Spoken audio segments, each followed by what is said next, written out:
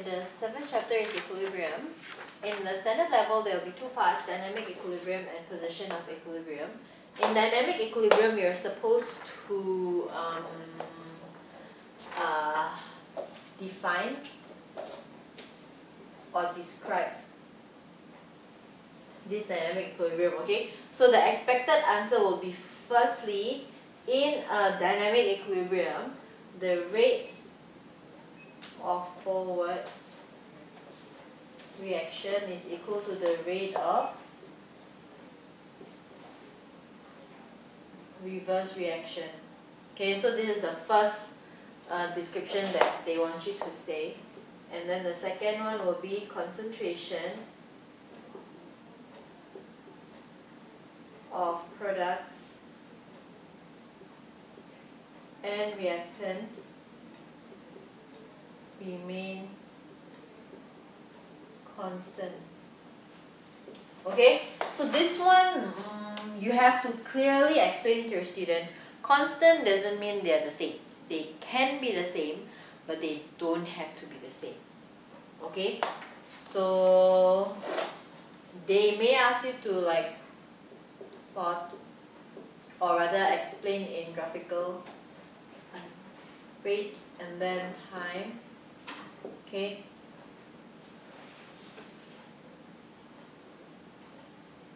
Okay, so let's say this is the rate of your forward reaction. This is the rate of your reverse reaction. Very importantly, at dynamic equilibrium, the rate needs to be the same. Okay, the forward and the reverse need to be the same. But say you're plotting your concentration against time. Okay, if this is your product and this is your reactant, okay, the graph can look like that. So when the graph becomes horizontal, when the line becomes horizontal, you know that equilibrium has been achieved, okay? But for this, they can also be the same. The concentration at equilibrium can be the same, but most importantly, once equilibrium is attained, the line becomes horizontal, okay? It can also become like, okay, three are possible, okay, for the concentration, but for the rate, they must be the same, okay, when equilibrium is attained, okay? The next one is position of equilibrium. You need to know how to write a Kc, which is the equilibrium expression of a reaction. Let's say, for example, I have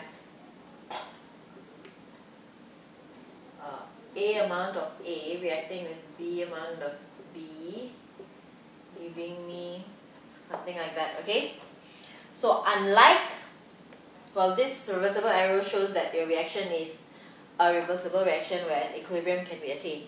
Unlike your rate expression in the previous chapter, which can only be determined through experiment, the Kc expression or the equilibrium constant expression of your reaction can be determined just by looking at the equation, okay?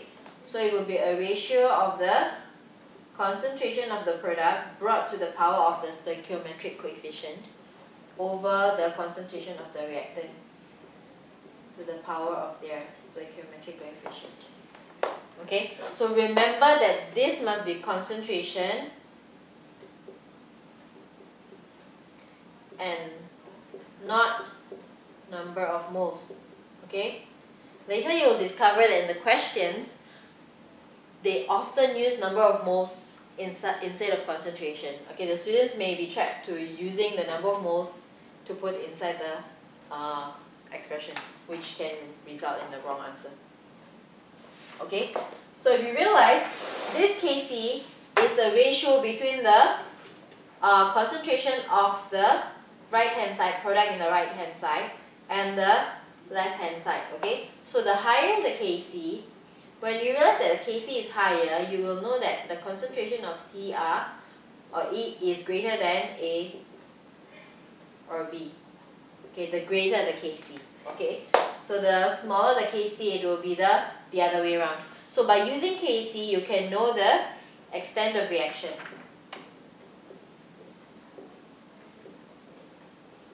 Okay, so the higher the Kc, you will know that the reaction is favored towards the right or towards the product, and if the Kc is small, you know that the reaction is favored more towards the reactant. Okay, or we can say that when Kc is really high or a lot greater than 1, you can say that the forward reaction almost go to completion. But if Kc is really small or a lot smaller than 1, you can say the forward reaction almost doesn't go. Okay, then there will be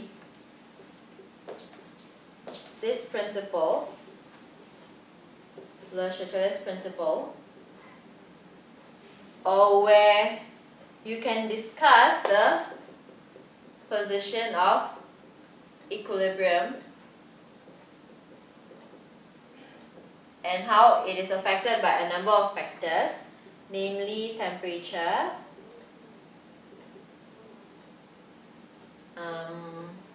pressure, concentration, and catalyst. Okay, you need to also mention to your student that this Kc is always a constant at the same temperature. As long as the temperature is the same, doesn't matter what you change. You can change the pressure, you can change the concentration, you can remove some reactant from here, or you can add catalyst, the Kc will stay the same when the temperature is the same. So you need to emphasize that to your students, okay? If you realize though, these 4 factors are almost the same as the factors that affect the rate of reaction. So in many questions, this also will be tested, okay? So they will ask for the temperature, like how it will affect the position of equilibrium and how it will affect the rate of reaction. So just take note of that. You also need to know, or rather need to explain to the student about the 2 industrial processes which involves dynamic equilibrium, which is Haber process in the formation of for the formation of ammonia, and contact process, which is the formation of sulfuric acid. Okay, so in this, you have to teach your students what is the optimum temperature and pressure which will give the highest yield of product, which is ammonia, and in this case it will be SO3, which is a part of contact process. Okay, so but in actual fact, they do not use this combination of temperature and pressure that will give highest yield of ammonia, and there will be a reason. Okay, because that's because of the kinetics, so you need to explain that also to the students.